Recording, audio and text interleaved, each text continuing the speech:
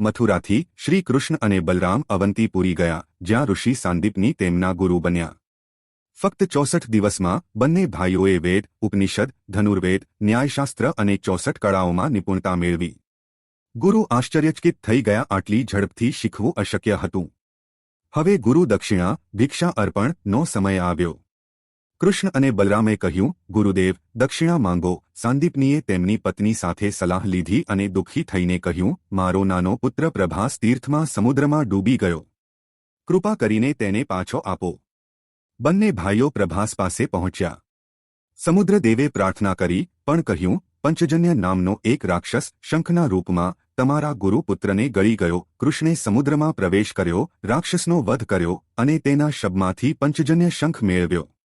પરંતુ તે ગુરુપુત્ર શોધી શક્યો નહીં. પછી તેઓ યમલોક પહોંચ્યા. કૃષ્ણે યમરાજને બોલાવવા માટે પંચજન્ય શંખ વગાડ્યો. યમરાજાએ પ્રાર્થના કરી, પણ કહ્યું, આ પુત્ર કર્મથી બંધાયેલો છે. કૃષ્ણે પોતાનું વિશાળ સ્વરૂપ દર્શાવ્યું, બ્રહ્માંડમાં ફેલાયેલું.